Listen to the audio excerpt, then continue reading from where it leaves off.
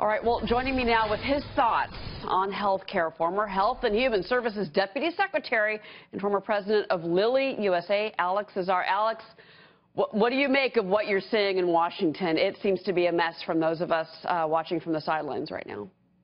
Well, it's an absolute mess. You're right. I'm astonished that it does appear that the Republican House and Senate will not pass anything, even with the label repeal of Obamacare on it. That's going to be a tough road in 2018 as they go back to their core voters having to explain that. But I think McConnell may now still call a vote on straight repeal just as a matter of accountability with members of his caucus. Sure. Just make them put it on record so it's not cost-free. But I really think that there's not going to be legislative action at this point. Okay, meaning the hot potato has landed in Secretary Tom Price's lap. Yeah, well, and here's the thing. I'm curious, what can Tom Price do?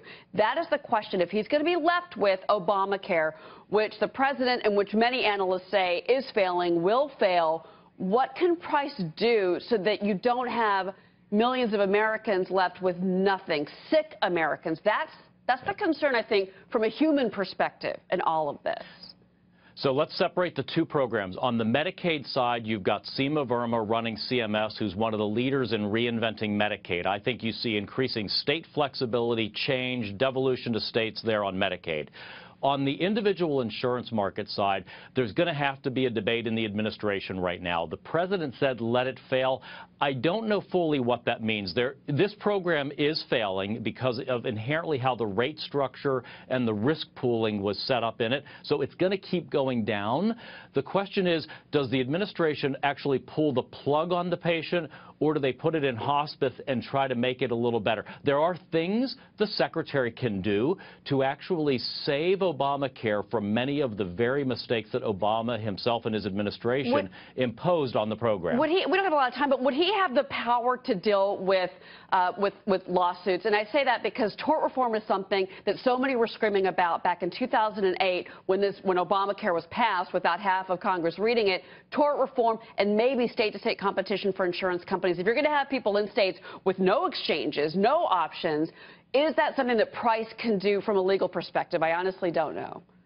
I think very little the secretary can do in terms of tort reform. I actually led those efforts for President Bush in his administration. Very little the president can do unilaterally without legislation there. And also interstate sale of insurance also, I think little the secretary can do. But what he can do is grant waivers to states to create much more flexibility in these exchanges.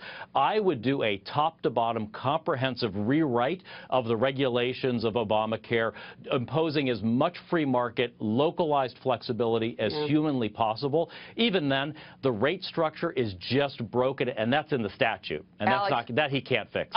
I agree with you 100%. It's something I couldn't believe it wasn't in the first bill, and here we are today with this mess that is these exchanges that are just falling apart. Alex, thank you very much. Great, thank you.